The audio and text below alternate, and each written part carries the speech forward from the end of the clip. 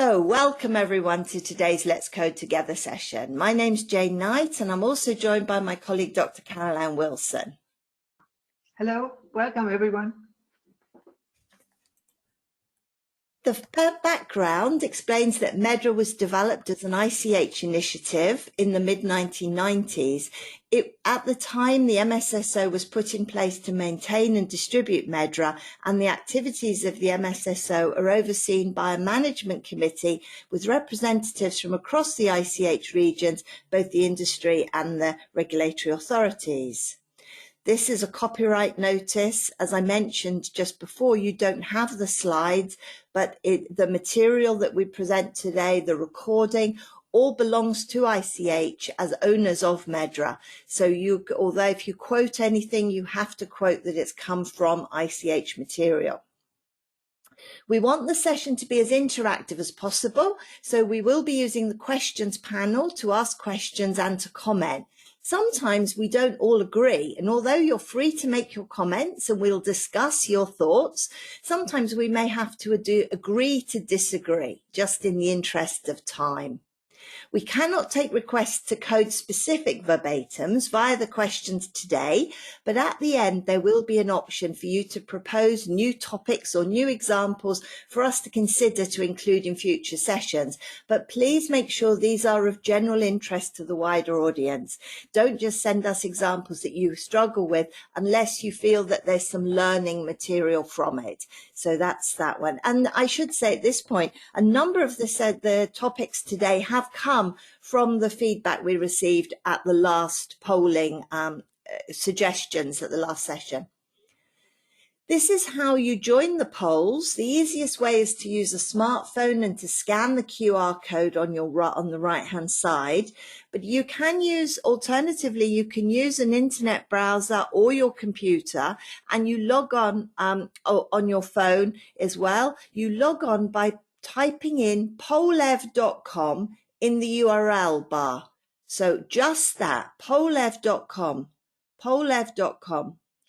Then when you see the screen that is on the right-hand side, you type in my name, Jane Knight 855, that's the username, and that will allow you to join. It's completely anonymous, you don't need to put your name in.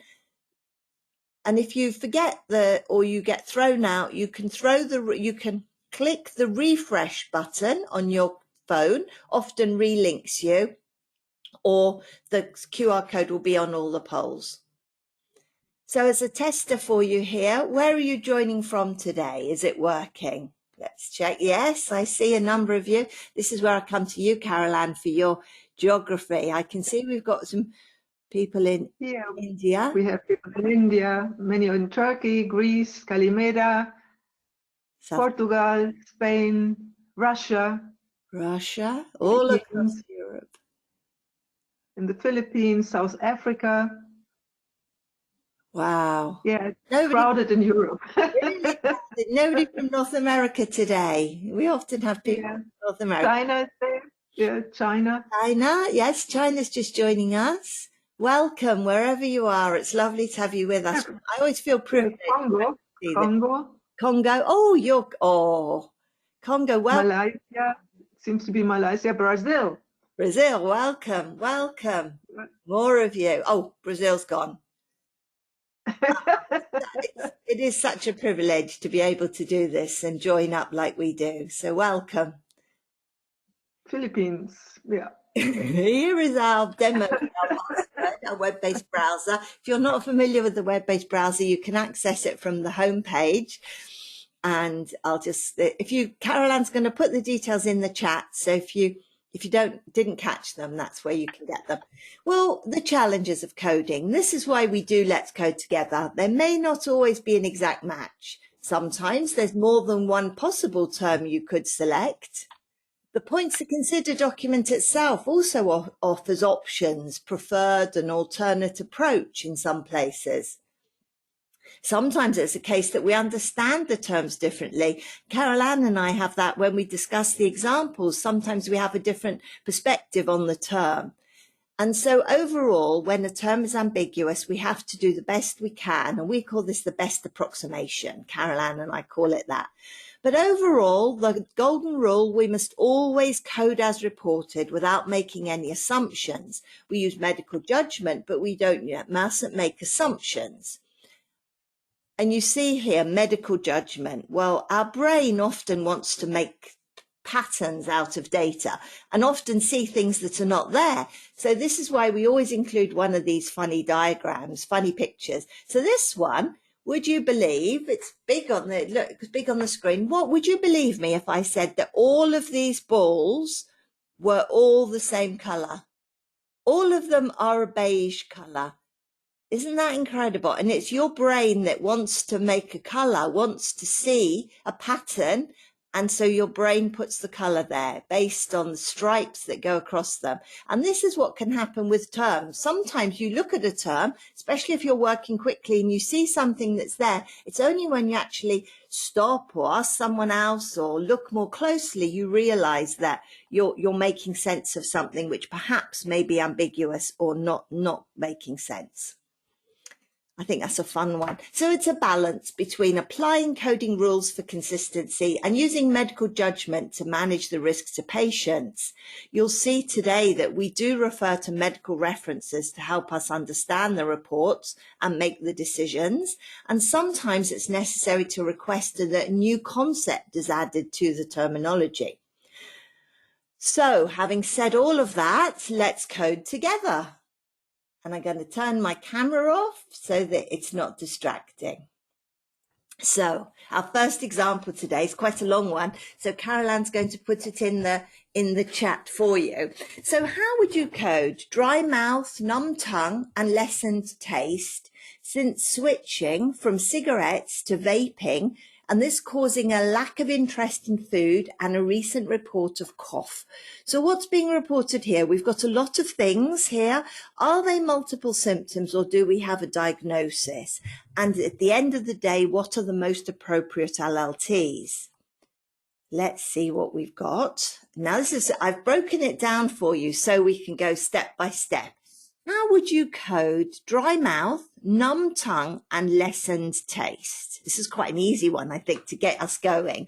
How would you code this one? You can select multiple terms. Code as reported. Remember what we say.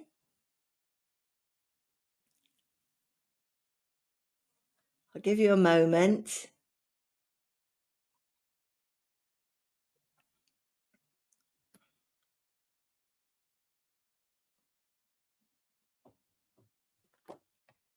Is everyone still going up? I'll go to the next stage. We can see where your thoughts are. So I think generally we're all agreed. A couple of people there are coding taste peculiar, which isn't mentioned, but we've got dry mouth, which is what's reported, numb tongue, the closest wording is numbness of tongue, absolutely, and then lessened taste. So the point here is when it says it's lessened, does it mean it's lost or does it mean it's diminished? Which of those is the closer term? And then taste peculiar wouldn't be my choice because it doesn't say that taste has changed except that there's less taste. So is it a loss of taste or is it diminished? So hold that thought. Next one. So now we're told in the narrative, it's since switching from cigarettes to vaping. So let's code this section.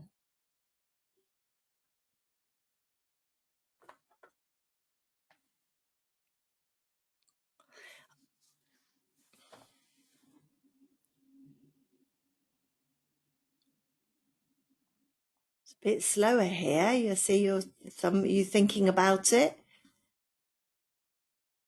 Ex-smoker, vapor cigarette smoker, e-cigarette smoker, product substitution issue.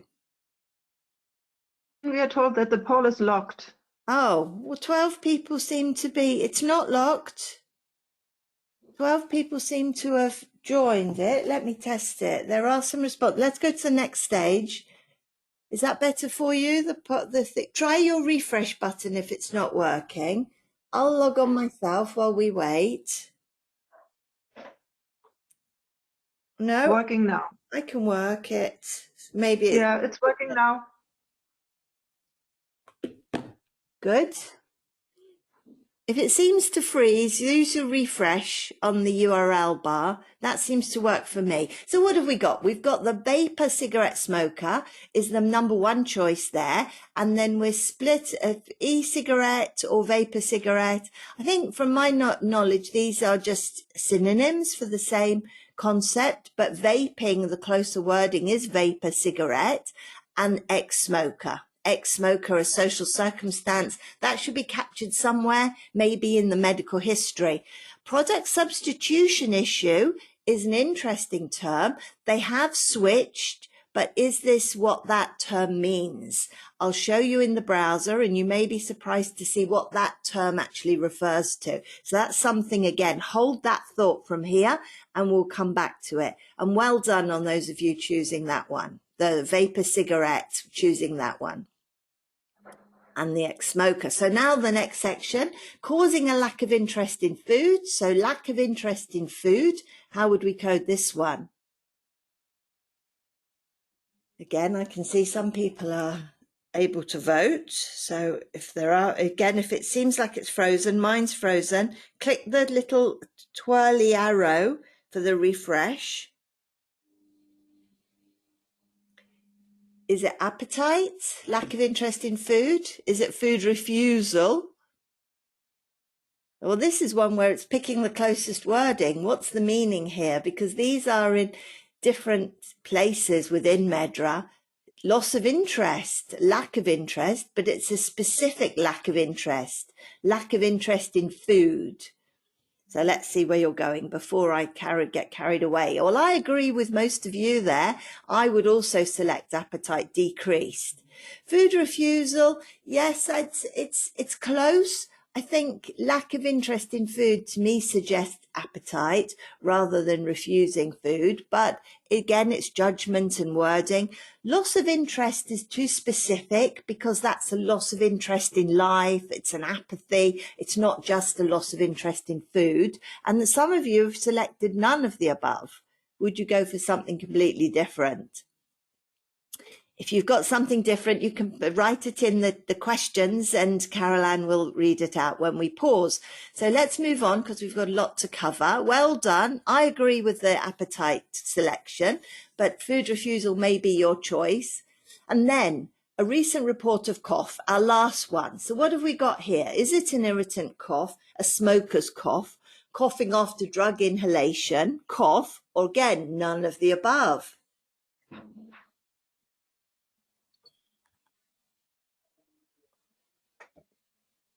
We go quite quickly on these. We sometimes get comments that they'd like us to go, people would like us to go slower. And then we also get comments that some of our attendees would like us to do more examples. So it's a very hard balance, giving you time, but also giving you enough examples that you feel the session's been worthwhile for and rewarding.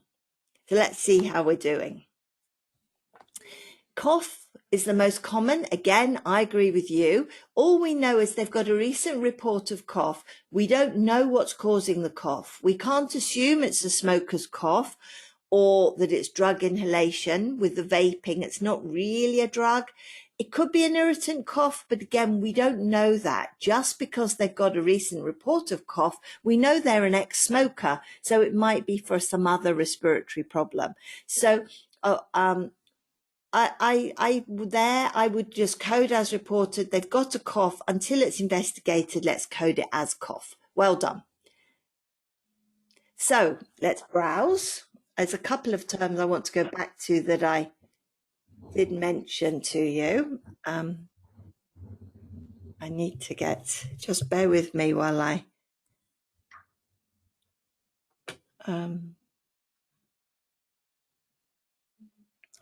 just bear with me. I need to get my browser that I thought I had open.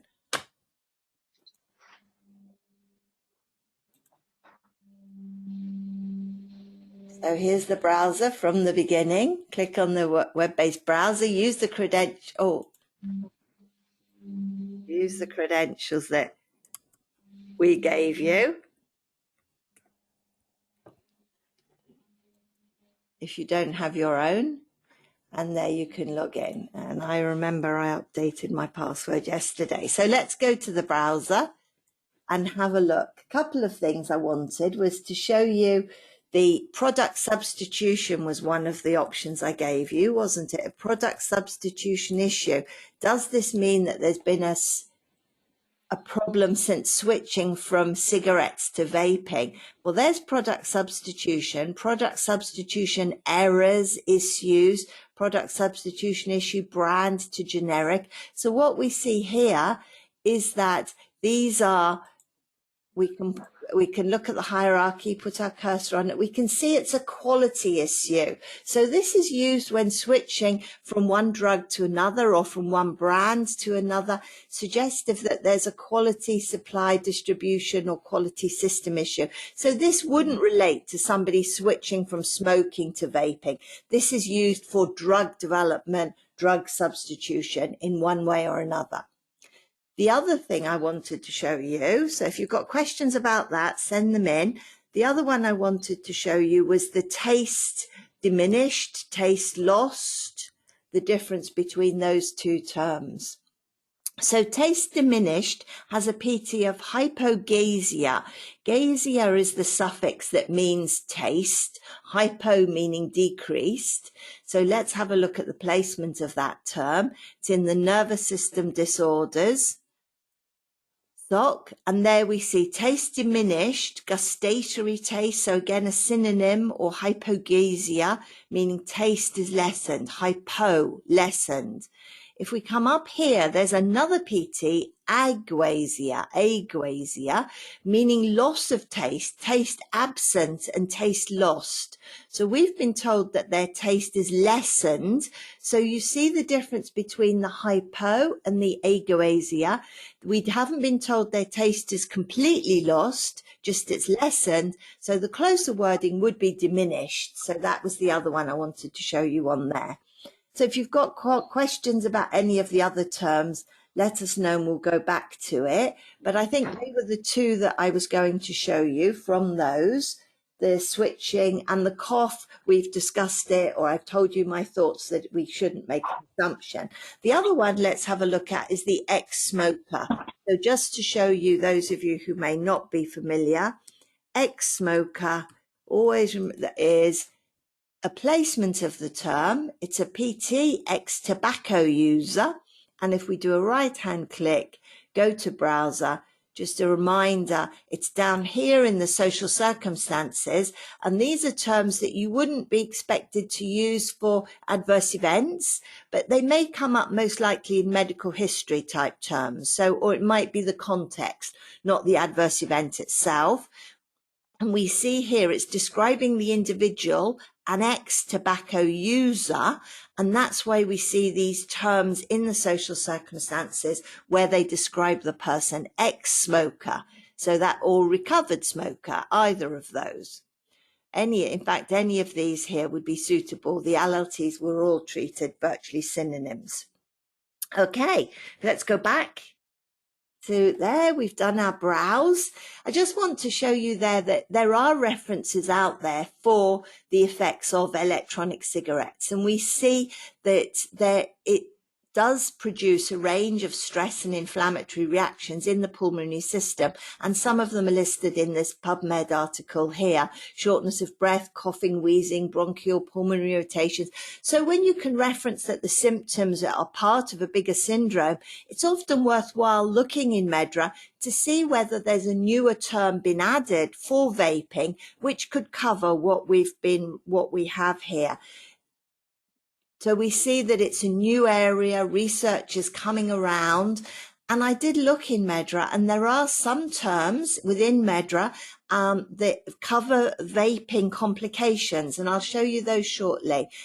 When these were added, and one of the PTs added was e-vaping cigarette problems, it was abbreviated to AVALI, And what I wanted to show you here, if we look part way down, that the terms were added with designations of confirmed and probable. And I thought this was interesting because this is quite unusual for MEDRA terms. This is because it's a new evolving area of complications and they're useful for public health surveillance. So it's been added as an LLT to confirmed e-cigarette or vaping product use associated with lung injury. So there is a term there for complications as a confirmed, and there's also one that says probable. So there are two PTs added, confirmed and probable, but it's lung injury. But our medical officers did discuss the broader range of symptoms. So I just wanted to share that with you because I thought it was interesting. When a new condition or syndrome is reported, search for synonyms. If the term is not available and there's references, you may be the one to make the change request that has it added to MEDRA. But if you do so, please provide rationale, attach the references from literature. So the learning points is we would code all the symptoms separately. We've talked about hypogasia versus egwasia. Don't make assumptions about the cause. So don't assume that the cough is due to irritation or smoking or drug. Ensure the medical history is complete, including the smoking, the ex-smoker, and can consider submitting change requests when there is clinical evidence. And put it all together, this is what we end up with. The dry mouth, numbness of tongue, diminished taste, cough, ex-smoker, and the vapor cigarette smoker. Okay, big one there. Any questions, Caroline? Yes. First of all, we have information from Martin that there are major internet problems, obviously in Germany. So this may have caused the issue with the Poll Everywhere application. Maybe. Sorry about that. Any of you who are having that problem. Perhaps the bank holiday this week. And then also Martin is telling us, well, vaping may still be using tobacco. So because it's also tobacco extracts that are available, but this is the only, we don't have a more specific term in MEDRA for the ex-smoker. Yeah. It's very hard. It's very hard to know. We have to, switching. Yeah. It could be if that's you could have smoker if you prefer. You don't need to use the X. You can use the term smoker and have that in your medical history. Yeah. And I didn't show for anybody. You can see on the screen the confirmed and the probable terms, and there's the placement of them down there at the bottom on the right hand side. They're in the respiratory, thoracic, and mediastinal disorders. Yes, any other, Caroline? Another question from Anna.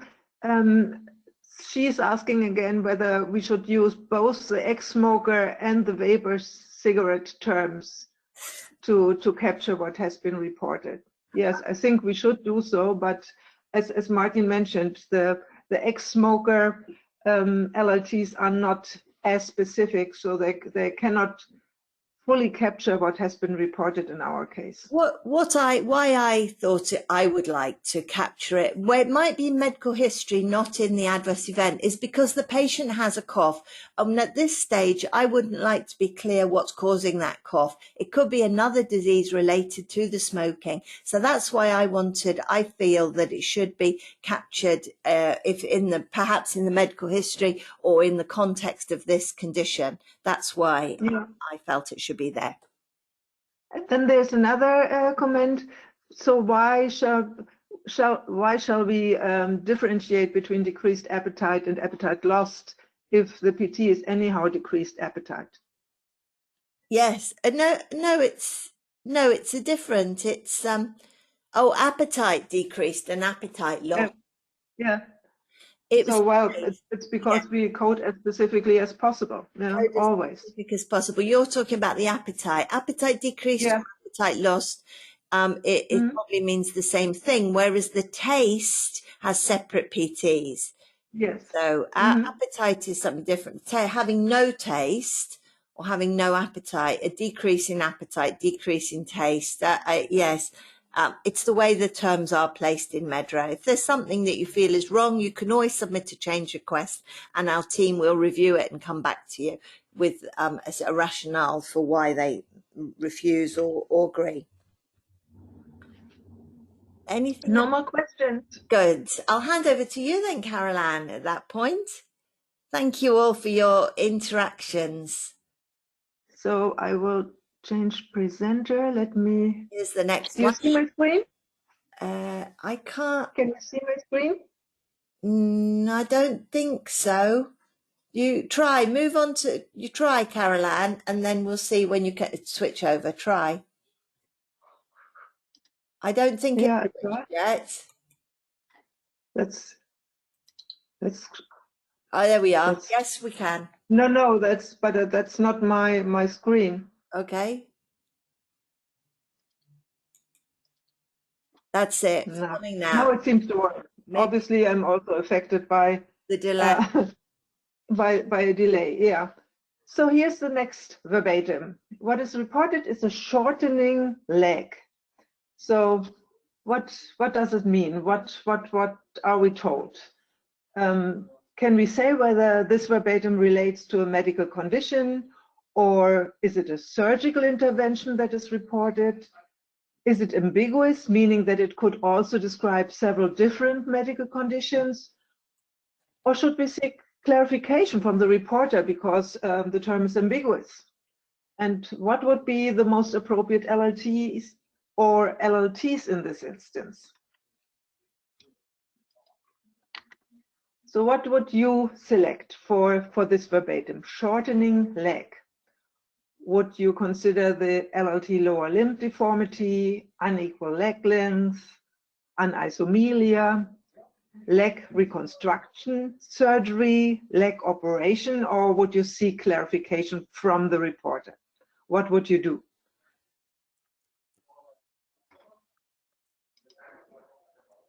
I see you voting, so at least for some of you it seems to work without problems.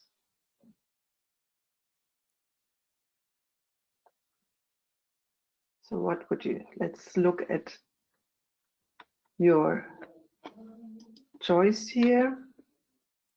So most of you would seek clarification from the reporter. You would consider this ambiguous, but others would rather go for unequal leg lengths, but also for lower limb deformity.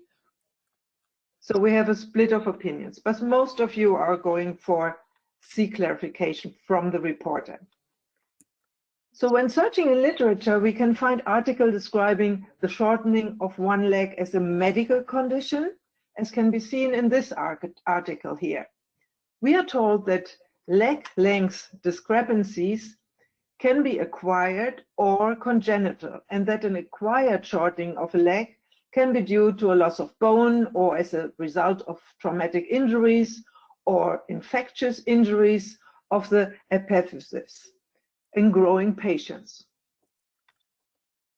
But in other articles, leg shortening is mentioned in context of surgical procedures. And you can see one of Mount Sinai Hospital here.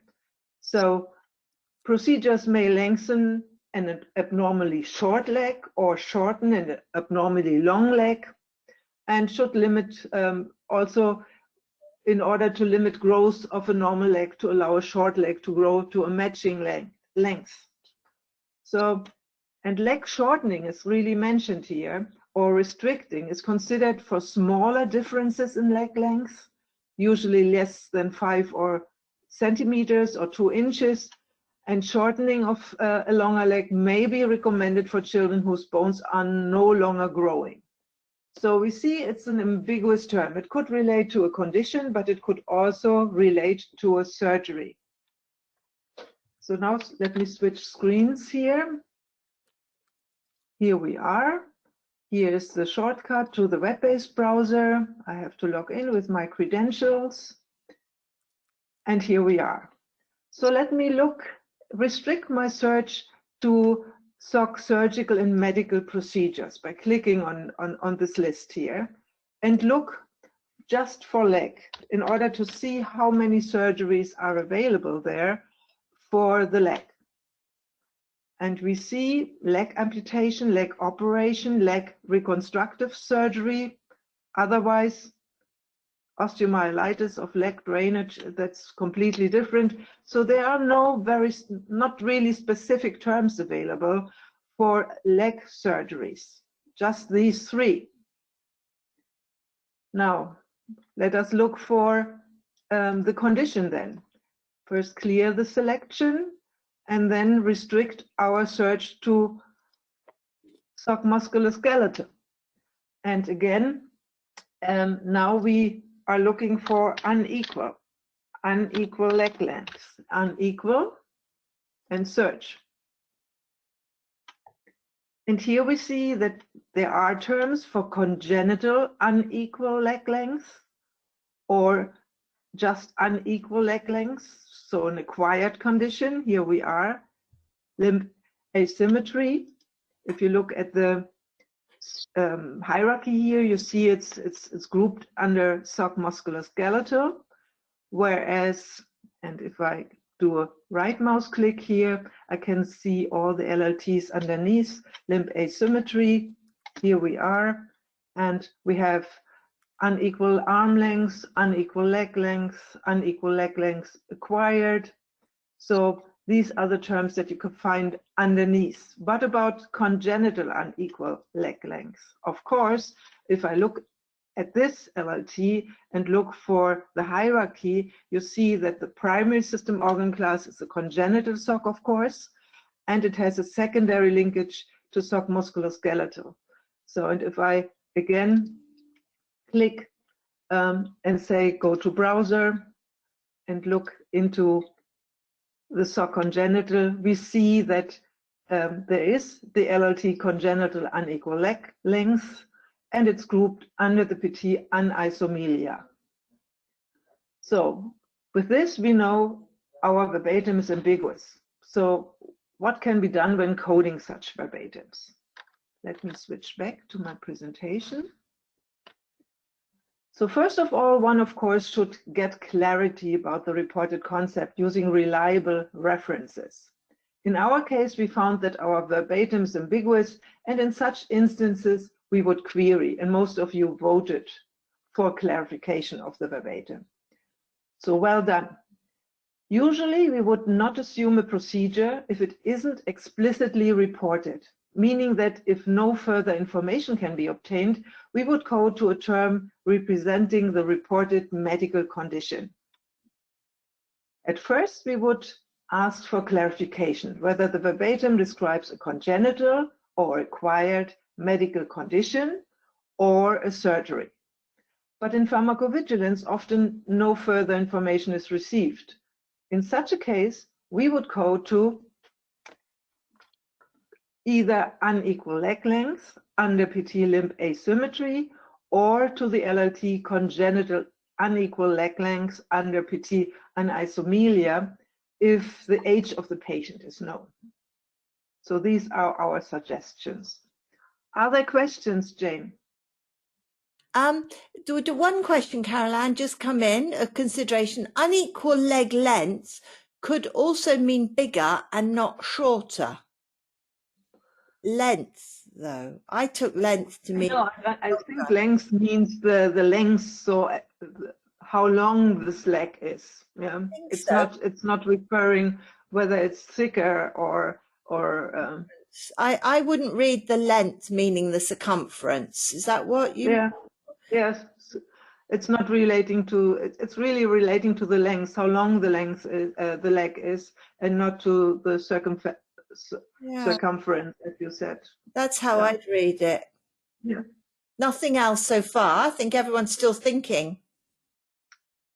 Yeah, we can take questions afterwards as well. Yeah. So let's continue. Next one. Hit herself against a wall. Real verbatim. We saw, so what is being reported here?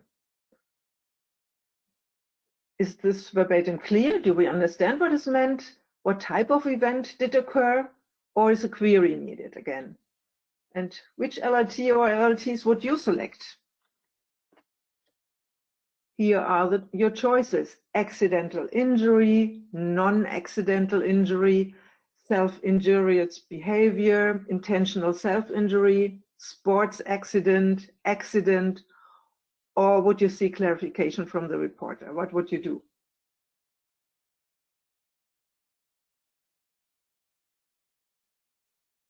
I give you some time again, but I see you voting already.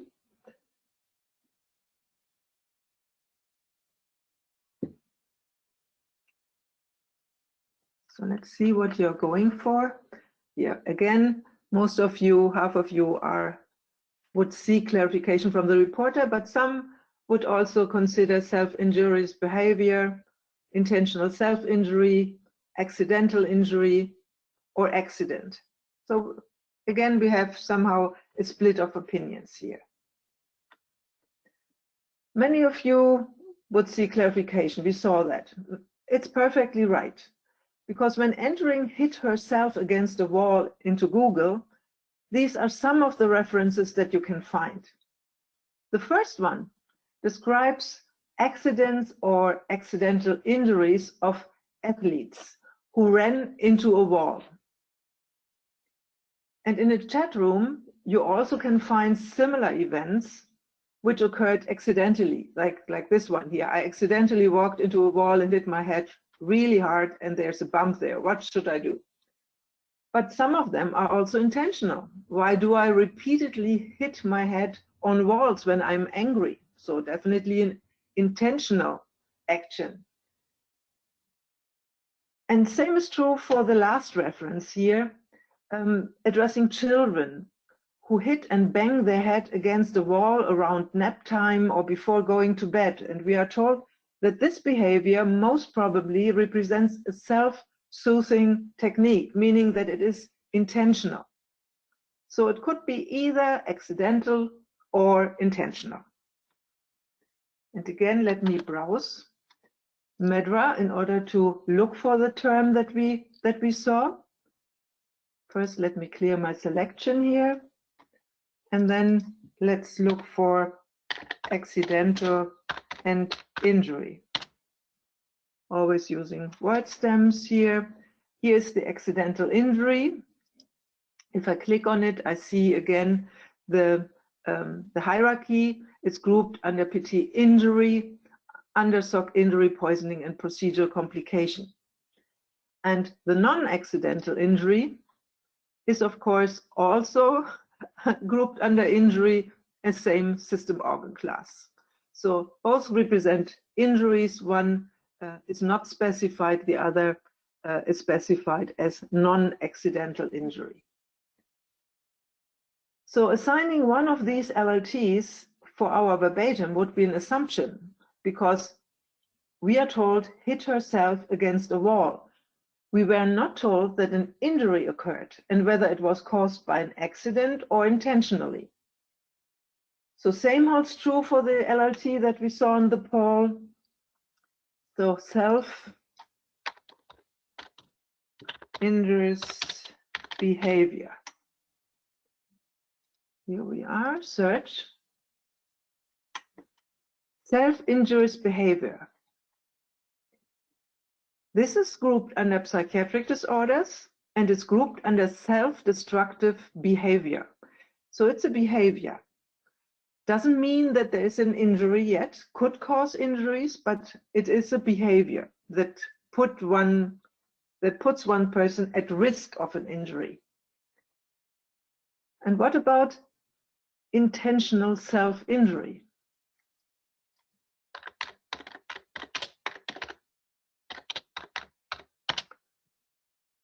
Here we are, intentional self-injury has a separate PT and also has a primary system organ class assignment of psychiatric disorders, but has a secondary linkage to SOC injury, poisoning, and procedural complications because, of course, it represents an injury, but it's an intentional self-injury. Sports accidents, of course, available, but it's much too specific. This was not reported, would be an interpretation. We saw in the reference that sometimes athletes just run into a wall. here sports accident is available. It's grouped under PT accident, so, and accident was also an option in our poll. But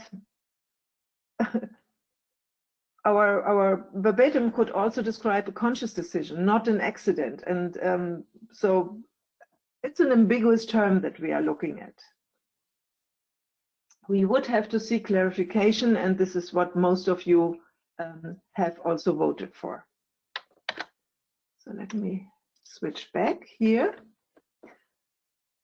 Well, first of all, when looking at such verbatims, one should not add information or make any assumptions about the cause or the nature of the event. Principal rule, code as reported. We saw that our verbatim could either relate to an accident or describe an accidental injury, but it could also refer to a self-injurious behavior or an intentional self-injury, meaning that it is ambiguous and would have to be queried. Our final suggestion is to ask for clarification. So most of you were right and took the correct approach here. Whether the verbatim describes self-injury, and if yes, what type of injury occurred, or whether the patient showed self-injurious behavior, meaning that she showed a behavior putting her only at risk of an injury, or whether this event represents an accident or an accidental injury, and what type of accident or injury the patient has suffered. And if no clarification can be obtained, we would suggest to go to LLT and PT unavailable event, because there is no other term that would be suitable for this verbatim. Are there any questions, Jane? Yes, there are questions, Caroline. Well, so one suggestion was unavailable event, which you've covered on this screen here. The next one is Martin says banging the head against the wall could be a displacement activity, hence not really intentional. So just a comment there. I think, the head against the wall was just a reference. So we even don't know whether the whole body was affected. It was just mentioned that she hit herself against a wall. Could be the whole body. So may not be there. She could have ran into a wall. It's very vague. It is very, very vague. But a real term, as you say, all of these this week are 100% real terms. I'll let you move on, Caroline. No other questions so far. Again, I think people are still thinking. Next one. Here we have a seasonal congestion that is reported. Again, is our verbatim clear and unambiguous? Do we understand what has happened? What exactly happened to this patient? And can we find a combination term that would include all information received, or is it sufficient to prioritize parts of it? Or is a query needed again? So do you have suggestion here? And here you have some options: nasal congestion, nasal sinus congestion, ocular congestion, seasonal allergic rhinitis, seasonal allergy, or would you seek clarification from the reporter? What would you do? Seasonal congestion.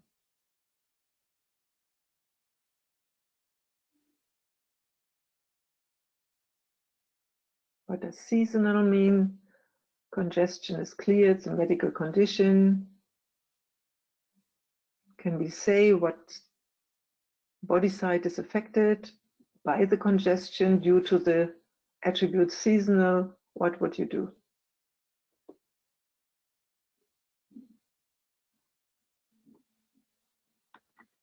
So let's see. Most of you are going for clarification, seek clarification from the reporter, but many also are voting for seasonal allergy or seasonal allergic rhinitis or just nasal congestion.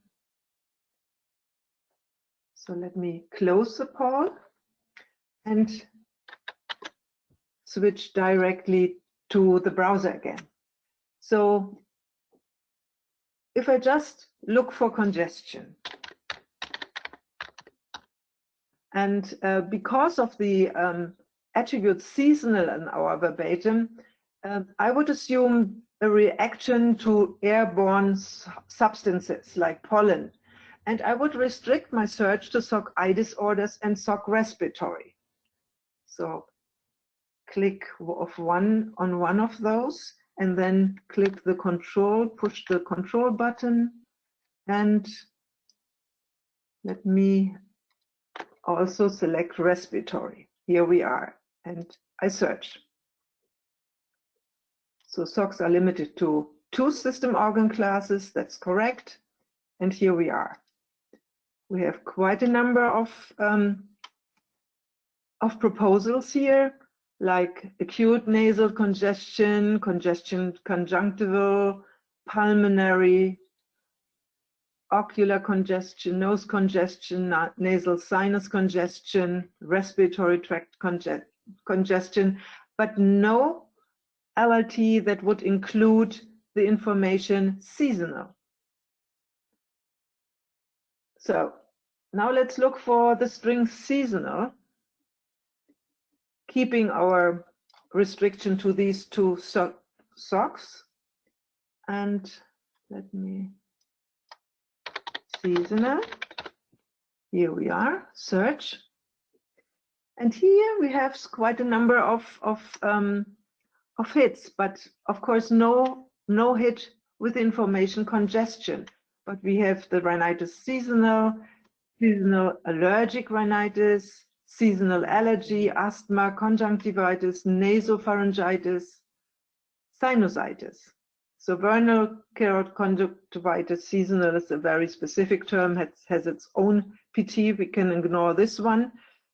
When I look at the hierarchy, the rhinitis seasonal is under seasonal allergy. This one as well. Seasonal asthma, of course, has a separate PT, asthma, but no asthma was reported, no stridor, no spasm of the airways. So this would also not be suitable. We would assume something if we would go for seasonal asthma. Seasonal conjunctivitis is also grouped under seasonal allergy. So different affected body sites, the nose, the eye, are grouped under seasonal allergy, and same is true for seasonal nasopharyngitis, seasonal rhinitis as well.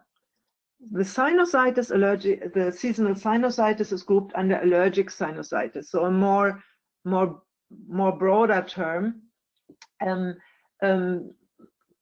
much broader because it could also relate to allergies to house dust mite or animal dander, not only to a seasonal allergy. So some of you would rather see clarification. We saw that. But based on the information received, the congestion and the attribute seasonal, I personally would feel comfortable with the assignment of LLT seasonal allergy, not assuming a specific body site, but capturing the allergic etiology and the attribute seasonal.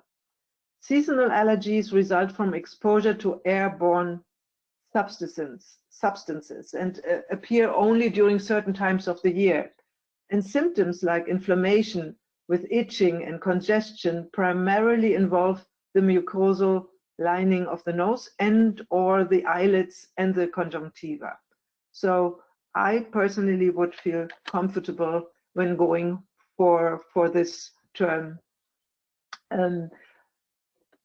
seasonal allergy. Here again, the screenshots of what we could see in the browser, the proposed LLTs when searching for seasonal and restricting our search to SOC respiratory and eye disorders, the SOC linkages of PT seasonal allergy, and here we are. So the primary SOC would be immune system disorders because it represents an allergic condition, and it has secondary linkages to eye disorders and respiratory SOC because these are the body sites that are mainly affected, and also the LLTs that are grouped under the PT seasonal allergy. So first, you shouldn't make assumptions regarding the body site that is affected by the seasonal congestion. So no you should not select nasal congestion or whatsoever. It was not reported. It would be an interpretation, an assumption. I'm sure that you are well aware that based on the PTC guidance, in general, one should not make a diagnosis from reported clinical signs and/or symptoms, but only code as reported. Deriving a diagnosis from clinical signs and symptoms is part of the data analysis and medical assessment tasks later in the process. It is not a task of coders.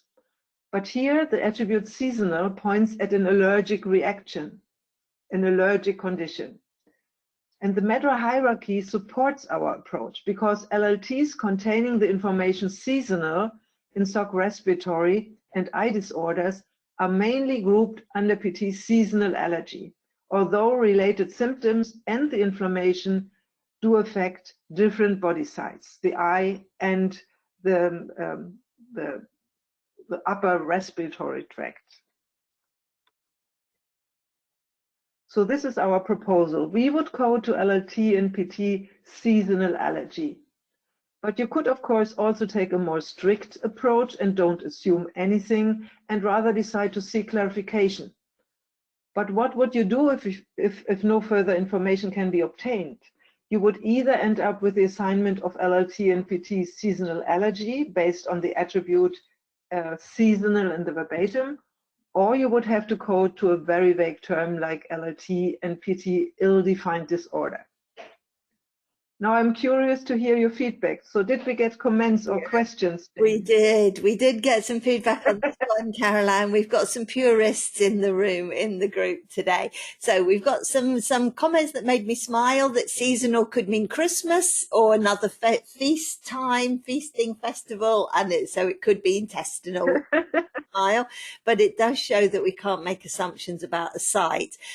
We've got a couple of people who said that seasonal could relate to colds, so the cold season, and it could be a virus, like a seasonal virus, winter cold congestion, nasal congestion, not necessarily allergic, which is true. I'm not sure that I would expect it to be reported like that if it was a viral seasonal flu type thing. But yes, you're right, strictly it could be.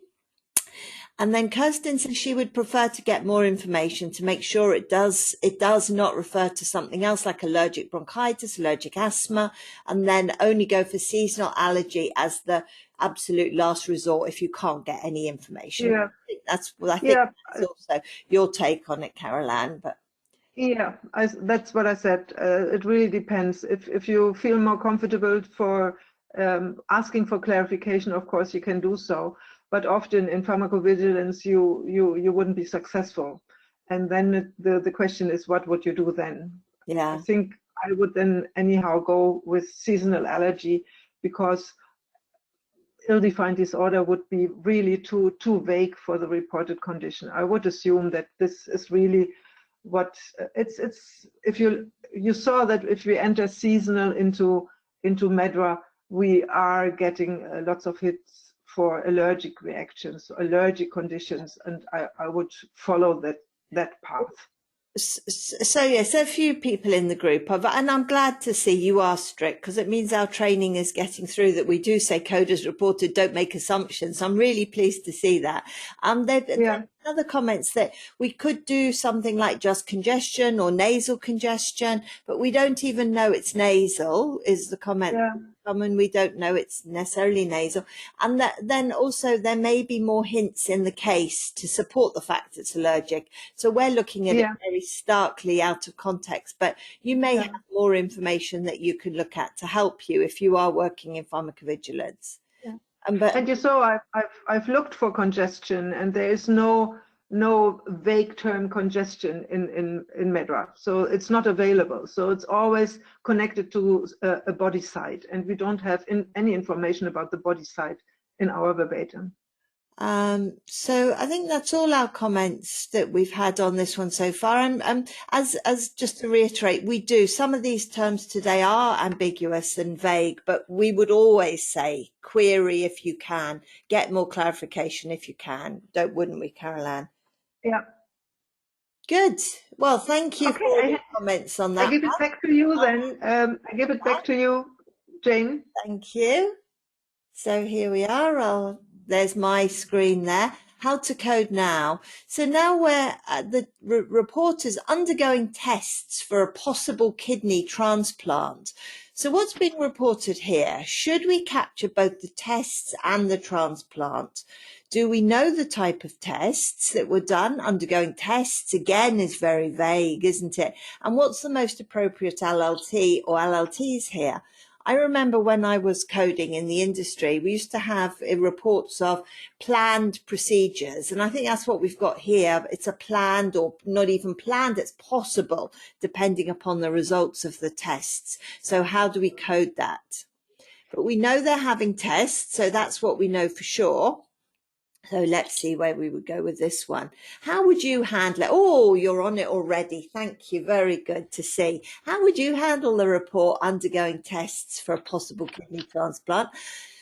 I would use both the LLT kidney transplant evaluation. It's a nice term, straight in there. Somebody's done their homework. And the LLT kidney transplant. This way we could specify the evaluation is for a kidney transplant. That's interesting. Possible, we teach you about possible diagnoses, don't we? And a provisional possible diagnosis, you would code it. So does that apply here or not? Investigation and kidney transplant. Query for the type of tests is always query for more information if you can. Transplant evaluation again. It's a good that's a good term that a few of you have found. Good. So the question seems to be, do we transplant analysis? I'm not sure if that's the term. End-stage renal failure. I think that would be an assumption because we haven't been told the cause, the reason for having a kidney transplant. We don't know that it is end-stage renal failure. Transplant evaluation is coming up again and again. Well done, all of you there. So let's see, where should we go next? So let's browse ourselves. We'll go to the investigations. What I'll do is I'll limit to investigations. I'll do the search for transplant. Always use the reported wording if you've got it. I've limited my search to that SOC, I believe. Although it doesn't say. So Yes, there we go. Evaluation for heart transplantation and transplant evaluation. Now I looked at the history of this term when it was added. And it's been in MEDRA a very long time, but what originally was added was evaluation for heart transplantation. And then one of our users asked us to move it from where it was mapped to a different PT. And so what our IMOs did was they added a more general option, PT, of transplant evaluation, and the heart transplantation evaluation term got moved there. So we've got that term now, so we don't need to have a lot of other LLTs. Sometimes you might think, well, if we've got the heart there, why don't we have kidney? Why don't we have another organ? Why don't we request it? You could try, but sometimes it's the way MEDRA's evolved that the heart was there and then a more general term has been added to encompass that, plus any more options that might be needed in the future. So just I thought it was interesting link to the history there. So that's a good one, transplant evaluation. Let's go and have a look at it in the browser. So just to show you. So otherwise it's investigation NOS or another similar term, transplant evaluation. There it is. And it's under the HLT of investigations, imaging and histopathology procedures not elsewhere classified, investigations not elsewhere classified. So that was an interesting one there. So let's move on. The other one I sometimes find interesting to consider is unevaluable investigation. We talk about unevaluable event a lot, unevaluable investigation, but look at the LLT underneath it. What's unevaluable is the test result, unevaluable investigation or unevaluable test result. So that's one that you could use if you had a test that you couldn't particularly if the result if it's said that they can't evaluate, or that's a useful one to have in mind. But you've also got investigation up here, investigation as the plain term, that you would use if you just knew that there was a test done, if you didn't know it was unevaluable as in the result. So let's go back to where we were. So I think we're agreed on that one. It's just now, do we code the transplant or not? Given that it's not even, it's a possible, but it's relating to the results first. So the learning points is we would clearly distinguish between planned and performed. Search the MEDRA hierarchy in the SOC investigations, keeping it vague, as you saw us do, looking for a vague term or non-specific term when no suitable term for testing for a possible kidney transplant can be found. Yes, some of you said you would query. Of course, if you can get more information, that would be wonderful. We could then code the investigations more specifically, if that is possible. So I would code it to transplant evaluation, given that that's what we have at the moment. You would then also keep an eye on it, follow up. If you're in a clinical trial, you would follow up and find out whether the transplant did happen. But or if you take the approach of the possible diagnosis, you could code it, but it hasn't happened. So my preference would just be to code the transplant evaluation by that state, because that sums up the fact they are considering the patient for a transplant, and that's what's being reported. Quite a quick one there, Caroline. Any questions? No, we didn't receive any questions for this verbatim. There was one, the only thing I was going to show you, the other thing while we're here that I was going to show you in the browser is planned. What do we have? Do we have any planned procedures? Because in my research last night, I was running through it, I was interested, the only one is a planned cesarean section. And I thought, well, why would we have that? Well, that's because when it's a cesarean section, it shows it wasn't an emergency birth, it was planned. And when you have a cesarean, you know it's going to happen if it's planned because the baby's there. You can't change your mind on having the baby. So I thought it was quite interesting to see that. That's the only one available. Okay, next. What if? So what if the reported term was slightly different? Because when we actually were looking for terms, one of the terms we came across was that it could be a second transplant. Would it change your coding decision if it was reported as a second kidney transplant? Would it change your coding option, your choice, or not? Yes or no here. You don't have to tell me what you would code it to, but would it change your decision? If you had a second kidney transplant, yes. Seemingly, Caroline, a lot of people are going for the yes. They would code differently. I wonder what you would code it to. So would I code it differently? Well, are we clear what's happened? I would presume that we're thinking, can we code something else if it's a second kidney transplant? Of course, if it was a second kidney transplant, we'd make sure that in the medical history, the first transplant had been captured in the medical history, but we don't know the reason. So it you may want to make sure the first transplant's captured, but we don't know whether even the operation took place. So you need to be careful about doing this because the operation itself may have failed. So when they say a second transplant, it may be that it's a second operation because the first operation failed. So the patient may have had an attempted operation, or they may have had an organ which has been transplanted and the organ failed over time or was rejected. So we don't know what happened, so we can't code something for the original operation. Other than if you do look in the case, look at the medical history, and there may be more details in the case, but based on what we have here, I would not change the coding of this report. You may want to do some investigations into the case itself, but I would not change the coding. Any thoughts, Caroline? Any comments from our group today on this one? Yeah, we got feedback that, of course, the coding of the verbatim itself would not change, but you would need to add a code to the medical history. Yes.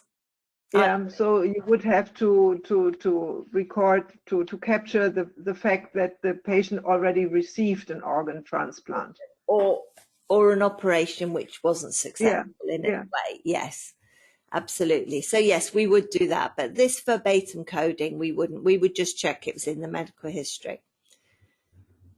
Any more comments before we move on? How are we doing for time? Yeah, is it okay to not specify that a kidney transplant? I think it's okay. We have the heart transplantation underneath this PT, so it's okay to not capture the kidney transplant. I looked at the history of what's been requested in the past. I didn't see any requested in the past that over the years anybody's needed a more specific term. As you see, they're only the cardiac specific terms only at the LLT level. I didn't see any requests over the years that have been rejected. Yeah, and Martin provides feedback that it you may have a different approach if you work with a product indicated for renal failure and dialysis. This could be, that's then product-specific considerations that would be recorded and documented in the coding conventions as well. Yes, if it was your area of expertise, then you would have coding conventions around that. Yeah, and another comment from Anna regarding the first question with a kidney transplant. So she was asking whether split coding would be necessary in order to capture both the transplant evaluation and the kidney transplant. But if you assign kidney transplant, it looks like if the kidney transplant really happened. So you would not split code in this instance. The PTC has the guidance around diagnoses if it's a provisional diagnosis, but they don't extend that within the PTC. They don't mention procedures. I know that we sometimes apply it to other, maybe a medication error or a trauma, but we don't extend it to procedures as far as I can recall. You wait and see if the procedure has taken place. So the next one is violence in the family. What's being reported here? Is the subject violent? Are they a victim of violence? Or have they had exposure to violence now within the family group or in the past, maybe growing up? Is it that there's a history of violence in the family? Do we need additional information here? And what would be the most appropriate LLTs? So again, several options for understanding of this term. Although it looks quite straightforward when you see it, it's simple to read on the page, but what does it actually mean and how do we code it? So what's some options for you here? What would you select from these?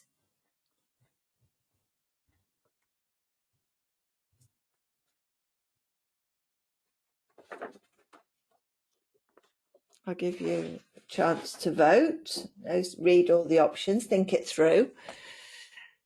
Is it violent behaviour by the individual? Is it abuse by the spouse or exposure to violent event, maybe as a child? Is it a familial risk factor? There's violence in the family. Is it that there's history of violence? Or do we need to seek clarification? Let's see where your thoughts lie. Domestic violence is the most common one there, Carol Ann.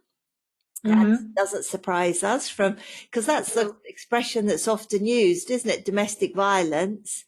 We seek clarifications, quite popular, and a few of our viewers, our group today, our learners are choosing exposure to violent event or a familial risk factor.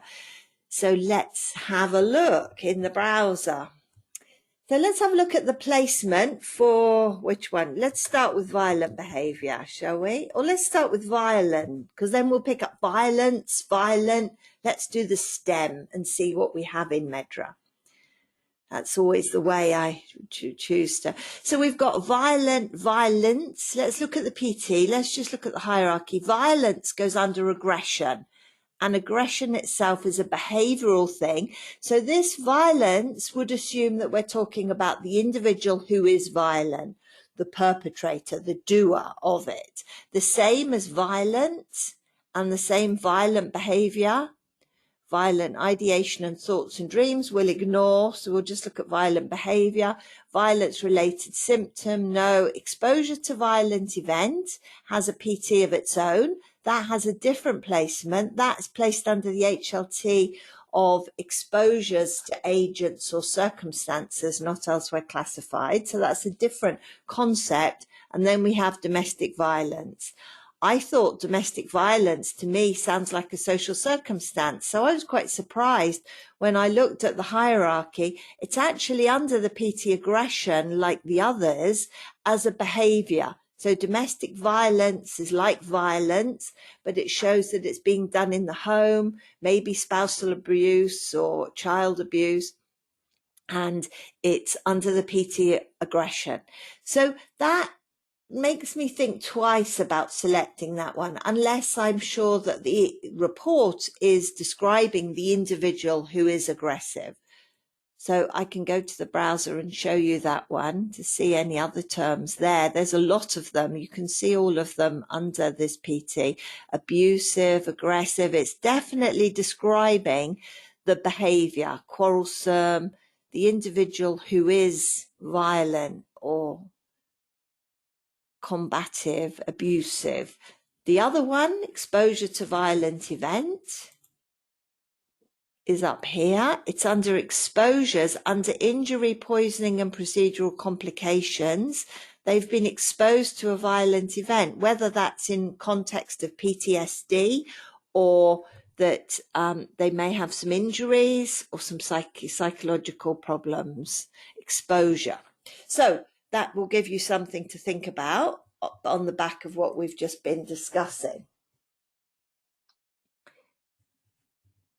So there are three different options in summary. You've got the aggression as the behaviour. You've got the familial risk factor, which I didn't actually show you there, which is a family and partner issues, under family issues, social circumstances. And then you've got the exposure to the violent event. So let me go back and show you that one I meant to show you. Familial risk. I'll tell you how. Let's look at it as history of. Because if you were to say, well, violence in the family, there's a history of violence in the family. You can see the terms we have in MEDRA for family history, but they're all really diseases or suicide. Family history of cancer goes under the PT familial risk factor. Family history of diabetes, they're all under the same PT down here in social circumstances. So if you said to me there's violence in the family, I would be maybe thinking about this, a family history, but there's nothing there. Those are all diseases. So that makes me think maybe that's not as the term was intended to be used. So these are our three options that I think it comes down to. So the learning points is we would search the MEDRA hierarchy in the SOC social circumstances, and that's where we saw the familial risk factor in case there was one there. Or there's other violence in the family, there's other terms. Let's come down and see. So just down here. So we've got the family and partner issues where we see the family risk. We've also got marital problem. Is there family stress there? Family stress, but that's not what's been reported. That might lead to the violence, but that's not what we've actually got reported. We just know that there's somehow violence in the family. There's legal issues down here, and this is where we see the difference between the victim of a crime and the criminal activity itself, the perpetrator. MEDRA splits between these two HLTs. So we've got victim of crime, but we don't even know that that's what this is, victim of abuse. There's a physical assault victim, but we don't know that the person has been assaulted. So there's a lot of unknowns here. There are some good terms in MEDRA when you have the information available in the report, but I'm not sure we have that much information here. Physical abuse. So we're probably getting comments on this one already. So I would say make no assumptions about whether it does refer to the perpetrator or the victim of the violence, and be clear who was the perpetrator or the victim. If that's known, you may have more information in the case.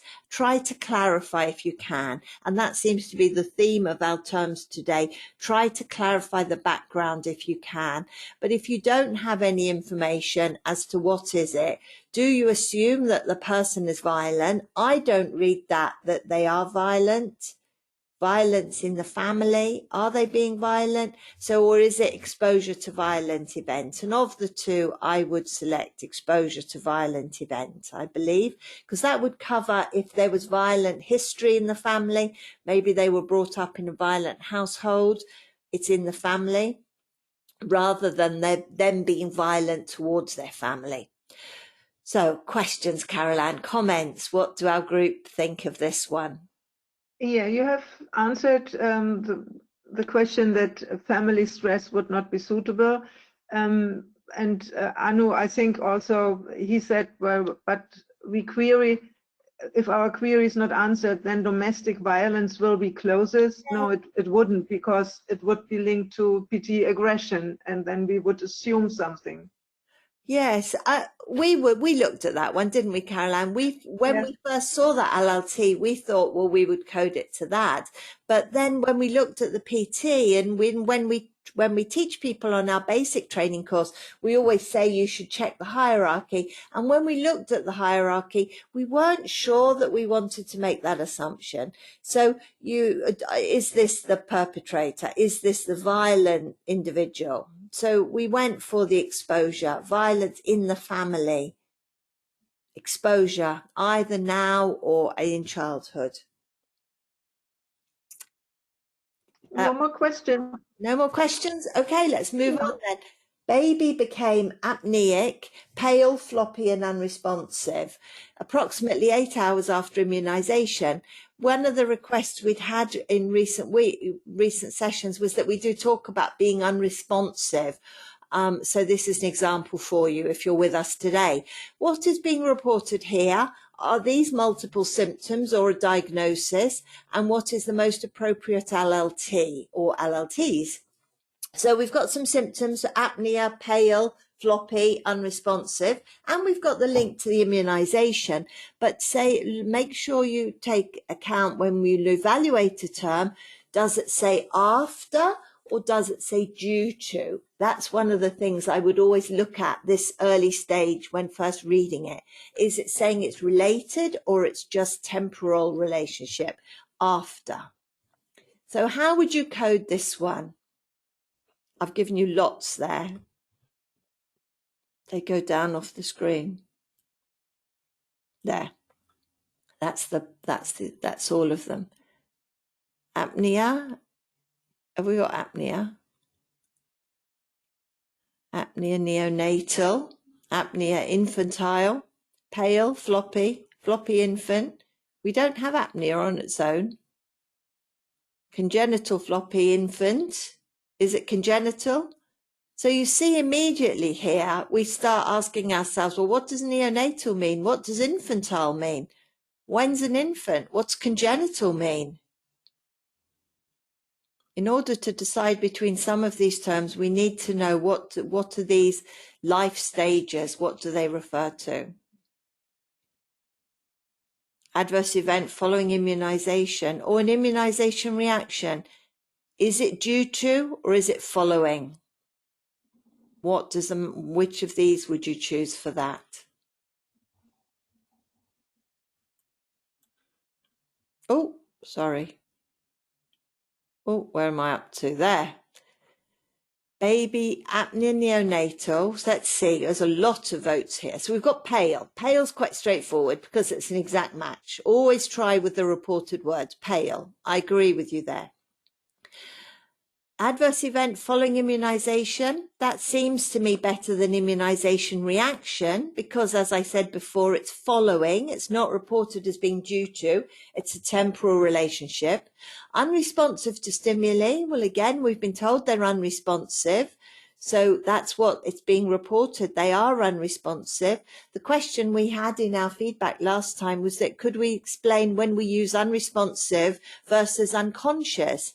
Well, you may be unresponsive to stimuli and not unconscious.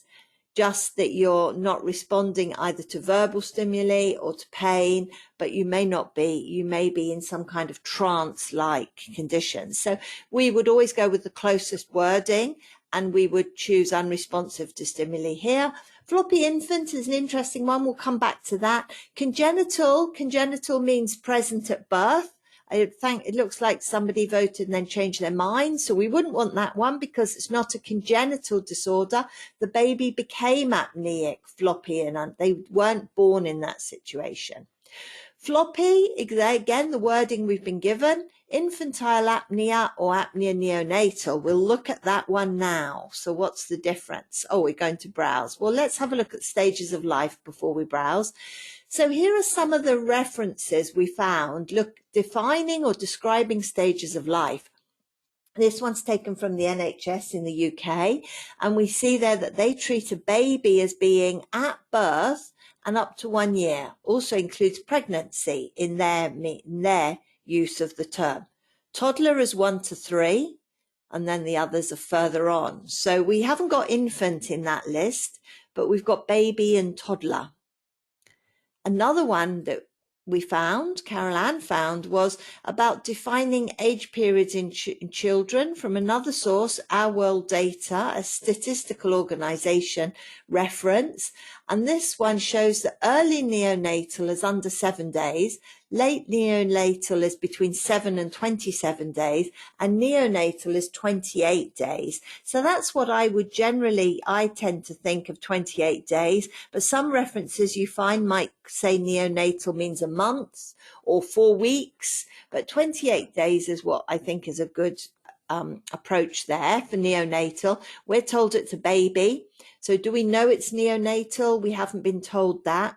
Post-neonatal is up to 1 year. Infant is 1 year. So that gives us some background there. So I can browse. Let's have a look at what we've got. So some of these are quite straightforward to find. Apnea. These are all quite straightforward with the exact wording. There's apnea, but you see there are 25 LLTs that include the word apnea. That's where we found the neonatal option. It has its PT is infantile apnea, apnea neonatal or infantile apnea. Infantile being a longer period, not just the first 28 days. It's taken as 1 year. So you may even have the conventions, the ages in your convention, so that's something else to bear in mind. Pale we saw as the exact match. It will have the PT of pala. Floppy, again, let's have a look at floppy, and we find the floppy itself is an LLT, and it has a PT of hypotonia, so muscle tone being floppy. At this point in time, congenital means that the baby was born floppy, congenital floppy infant, floppy infant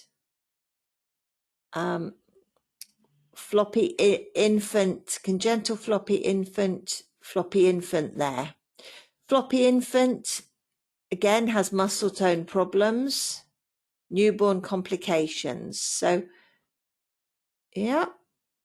Let's go. So what others do we have? Floppy infant, unresponsive, and then we've got the vaccination terms. So unresponsive, is that the only one? The responsive to stimuli? We've got unresponsive to verbal, to pain, or unresponsive to stimuli in general, and they all have the same PT. So I think when you say someone is unresponsive, you mean unresponsive to stimuli, whatever that stimulus may be.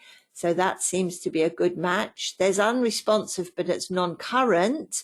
We don't use non-current terms. That goes under the PT of unresponsive to stimuli. So I think that covers all the ones not to waste time on this one. We've seen the exact matches. We've shown you that you need to use the same wording that's been reported. So let's just have a look at floppy infant syndrome, because I'm concerned about selecting floppy infant because of this Dorland's definition. Abnormal posture in an infant suspended in the prone position, the limbs and head are hanging limply. It may be due to any numerous conditions, including disorders of the brain, spinal cord, peripheral nerves, etc. So to me, when you see syndrome with something, it means that it is a very clearly defined with characteristic signs and symptoms, and rather than the baby's floppy because we know the baby's not breathing and is unresponsive. So with that, knowing this was here in Dorland's with a definite defined condition made me hesitant about choosing the LLT of floppy infant. So we would code all the symptoms separately as the basic. We don't have a diagnosis. We've been told it's after immunisation. It's not an immunisation reaction because it hasn't been the relatedness hasn't been reported here. Try to capture the demographics, and that's why we've shown you that you can find references online, and it is a good idea to have this in for the age groups in your coding conventions, especially if you're working with a particular product that applies to a particular age group. But even without, I remember when I worked in the industry, we had the conventions in our, we had the ages in our conventions.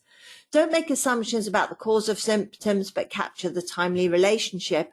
So overall, we would suggest infantile apnea because we know that it's a baby, and we would take that as being synonymous with infant.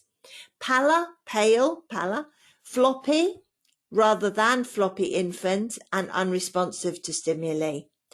Adverse event following immunisation. So broadly, we would follow your choices in the poll. Any comments, Caroline, on that one? Well, there's one comment for the domestic violence, for the violence in the family verbatim. Martin is saying, and that's true, that the LLT, domestic violence, that many of you have chosen, is a good example for the rule check the hierarchy. Yeah. Because it seems to be really good match for the reported condition. But if you look at the hierarchy, you see it's grouped under aggression, and we cannot assume that this is meant by our verbatim because it was too vague.